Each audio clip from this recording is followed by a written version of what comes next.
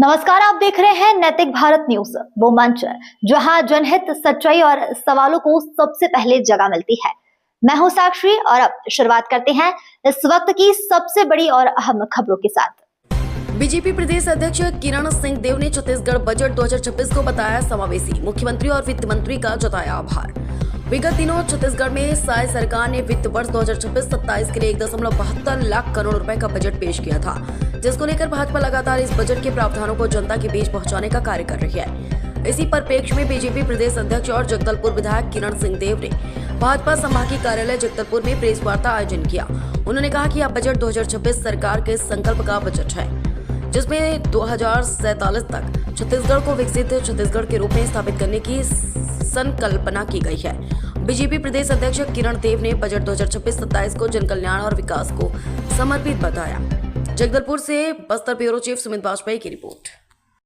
सभी पत्रकार बंधुओं को प्रिंट और इलेक्ट्रॉनिक मीडिया, सबसे पहले आदरणीय मुख्यमंत्री विष्णुदेव साय जी को, आदरणीय वित्त मंत्री ओपी चौधरी जी को मैं बहुत बधाई देता हूं, बहुत अभिनंदन।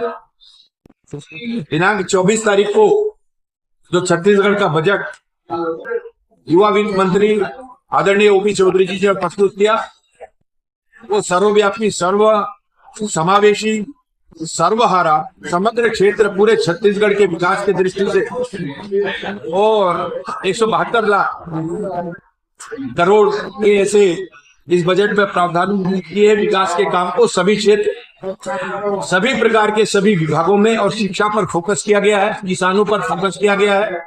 और इस तरीके से संपूर्ण विकास की दृष्टि से आदरणीय प्रधानमंत्री जी की जो कल्पना है कि 2047 तक हमारा यह देश विकसित भारत में परिवर्तित हो, उसी तर्ज पर छत्तीसगढ़ में आदरणीय मुख्यमंत्री विष्णुदेव साय जी ने भी, और बजट में दिखता भी है कि 2047 तक और हमारा ये छत्तीसगढ़ विकसित छत्तीसगढ़ की ओर अग्रसर जी से हो रहा है।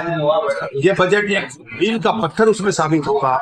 मैं बहुत बहुत अभिनंदन करता हूँ और बहुत बहुत बधाई देता हूँ। बैठक लेने वाले विशेष है, अभी आप सभी आमंत्रित हैं। अभी ध्वजारोहण के बाद हमारा संभाग स्तरीय बस्तर संभाग का प्रशिक्षण का कार्यक्रम, जो हमारे वक्ता मंडल स्तर पर विभिन्न विषयों को लेकर प्रशिक्षण प्रदान करने कार्यकर्ताओं को, पदाधिकारियों को बुलाएंगे, उसकी आज शुरुआत है। आप देख रहे हैं पूरे बस्तर संभाग से हमारे सभी सम्मानित वरिष्ठ नेतागण, हमारे सभी सम्मानित विधायक, सांसदगण और सभी जिला के अध्यक्ष और श्रेष्ठ जो वक्ता है, जो विषय पर जो विशेषज्ञ है, आज उनकी कार्यशाला। फोकस किस बात पर है? बैठक में फोकस किस बात?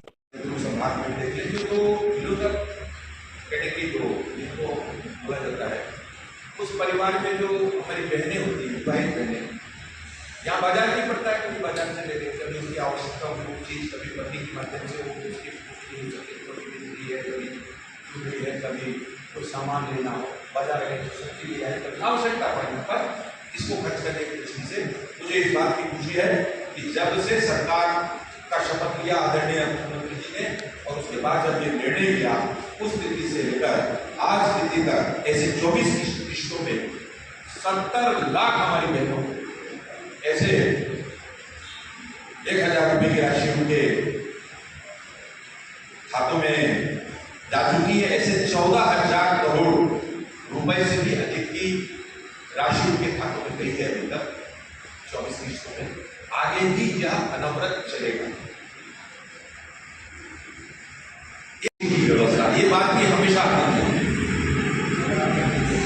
परिवारों का वो रहता है, मध्यम परिवार, लघु मध्यम परिवार, लघु परिवार, जो आर्थिक रूप से, तो ये सभी प्रकार के मार्गदर्शन को 33 करोड़ रुपए का प्रावधान किया गया है।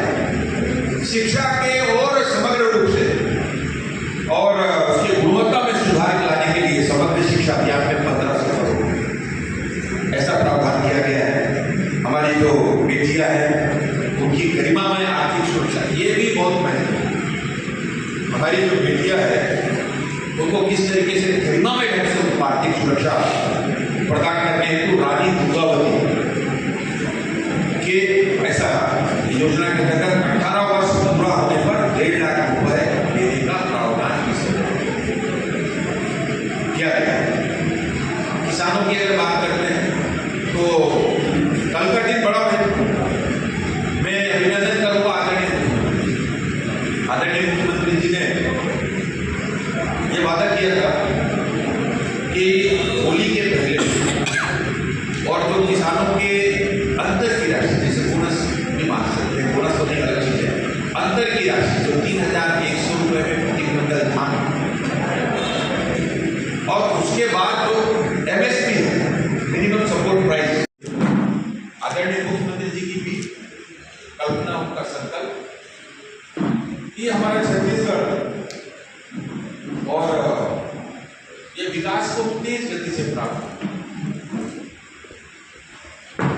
यह भी 2047 तक विकसित छत्तीसगढ़ बने, इस दृष्टि से प्रस्तुत किया गया यह बजट। पहला बजट जो था, हम सभी जानते हैं वो ज्ञान को समर्पित था। दूसरा बजट, दूसरे वर्ष का बजट आदरणीय मंत्री जी ने जो प्रस्तुत किया वो गति को, और ये जो तीसरा बजट है इसकी विशेषता यह है, एक संकल्प से सिद्धि करता बजट। एक संकल्प है इस बजट में जो प्रावधान किए गए, जो कार्यक्रम नियोजित किया गया है, कोई योजना बनाई गई है,